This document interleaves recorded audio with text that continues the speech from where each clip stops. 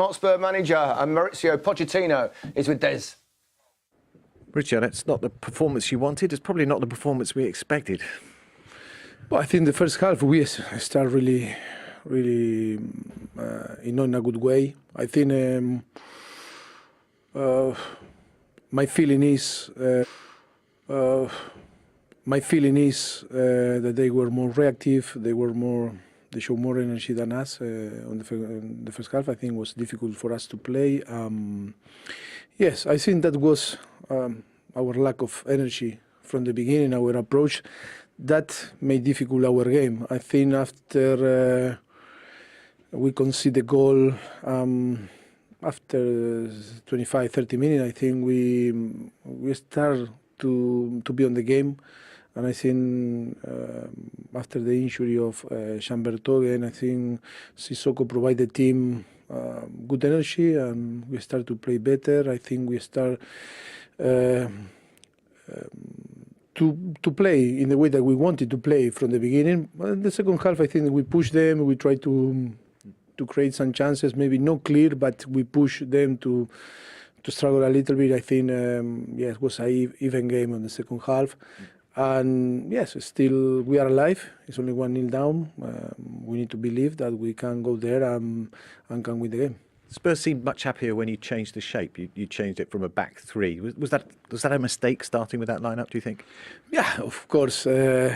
Watching now the game, of course, I can accept that there was a mistake. Maybe start in the shape that we use, but not too much option to play today. I think, of course, I am not happy. You cannot guess if we play with different shape. Maybe we play in a different way. I think I can accept that, but I think it was our lack of energy from the beginning, that lack of aggressivity, a little bit sloppy, because I think it's not the shape in the way that we concede the goal. No. If you analyze the goal, I think that we were so sloppy considering a very poor goal. That is not if you play with 4 or 5 or 3 midfielder or 2 striker or 1 striker. That is about that our approach of the game wasn't good.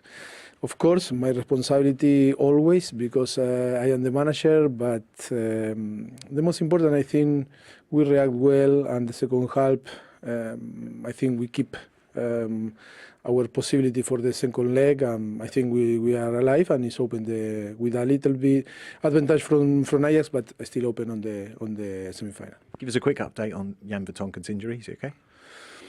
I don't know. I didn't see him. Of course, we are going to assess in the next few days, and we see. Thank you very much. You're welcome. Okay. Well, he kind of accepted responsibility, admitted that it was possibly a mistake start. Doesn't seem to suit. Every time I see them play the three at the back, they seem to struggle. Yet he persists in it. Why do you think that is? Yeah, I was shocked that they went in with the three. There was no need of all the teams they're playing against. You've got Tadic, who's not a really out-and-out centre forward anyway. Wants to. Why have the 3 defenders at times marking 1? And having runners from midfield, and then when they did go into 3, they went into a 5. Yeah. So when they pushed the 2 wide men up, they were a 5. They were always going to be outnumbered in midfield, and they couldn't press them.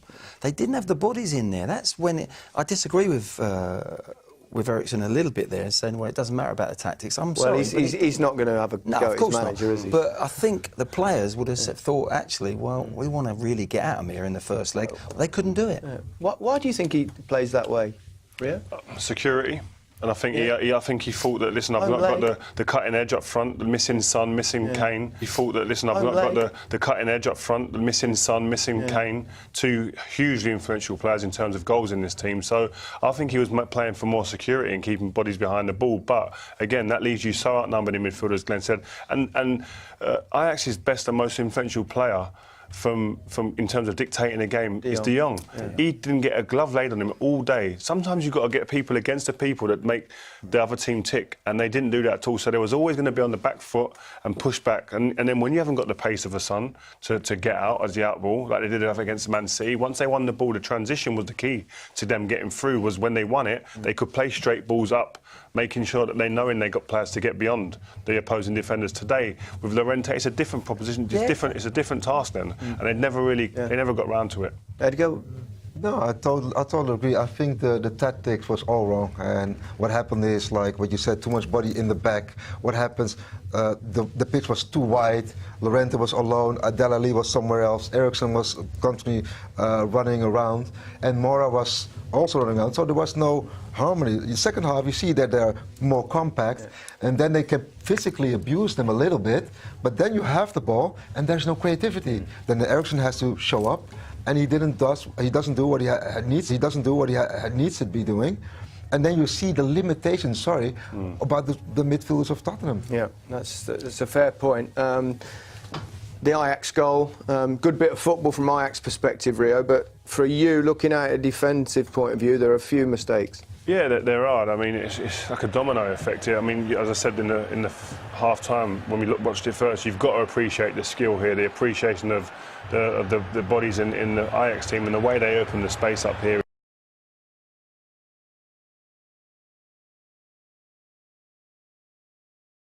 In contention, but Dele Alli here will see it where the arrow is. He's got to go to that man. Let Wanyama come out to the ball. He has enough time to do that. Once he lets him go through, he's a free time to look up, and the space between the fullback and Vertonghen was too big, and then you get punished.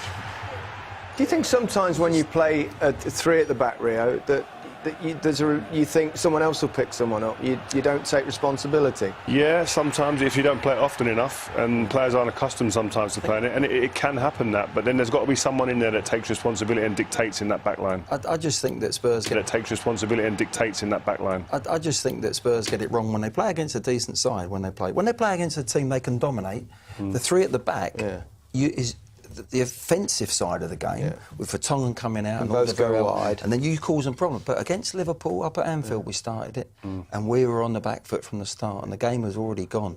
Same tonight against good opposition that are going to hurt you. Unless they switch into a 4, there's a way of doing it. But you have to then switch into a 3 when you get the ball. Defensively, we still haven't sorted it out, and I just hope over in Amsterdam they play with the back 4. It could have been worse for Tottenham. Neres went very close to making it 2-0, didn't he, Edgar? Yeah, absolutely. And this is poor. Come on, this is poor defending. Yeah. You know what that is? That's not on this level. And then he has to make the foul before, he lets him go on, and then that's what you get. And I mean, and this is very poor finishing from Ajax, because Tadic had to shoot in front of the goal immediately. And also they're quite lucky with this one. He just scuffs it a little bit, doesn't he? If he wraps his outside of his foot over it, he just scuffs it into the ground. And to be fair, that's the tie gone. If that goes in 2-0, I think the tie is over and done with. But that gives Tottenham a glimmer of hope. Well, Spurs didn't have too many clear-cut chances. In fact, they only had one shot on target in the entire game, and that was Dele Alli, and that was this instance. There was a long throw, not pretty on the eye, but it was scruffy, yes, to say the least. And this was really the only way Spurs were going to score today, in little bits and pieces, ball going up to the front and making things ugly, making things uncomfortable for this Ajax team. But the quality and the decision-making in the final third was never up to much, and up to enough to really knock this team out of their stride. But far too often in this position here, Eriksen, his quality of pass there, is the quality of passing that there wasn't on point. It wasn't a pass or a cross or a bit of skill that was going to make the difference. It was going to open that Ajax defence. It was all very mediocre. Cross or a bit of skill that was going to make the difference. It was going to open that Ajax defence. It was all very mediocre. You could read every pass that was going to be played. This is the injury. This is a massive negative for Tottenham now if he's out for a while, because he's hit the back of Alderweireld's head there clashing, isn't it? And he was definitely concussed. It's funny because he seemed OK, didn't he? And then all of a sudden he stumbled and he lost the use of his legs. Yeah, that's unbelievable. He said, what did you say? What? I mean, no, you notice it immediately. I mean, I didn't even notice because he came in fresh. Yeah. And then all of a sudden, his legs there. Dragging. Looks scary though. Yeah, it really did. I understand he was being appraised still in the medical side of things here at Tottenham. So the fact there's no ambulances involved, hopefully it's not too serious. You'd like to think so. He's an important player for them as well, and if he's concussed, he's going to be a concern for the next leg. Another miss. Time for another break. Plenty more to come, where hopefully we'll hear from Mauricio Pochettino after what was obviously a disappointing night for Tottenham and their manager.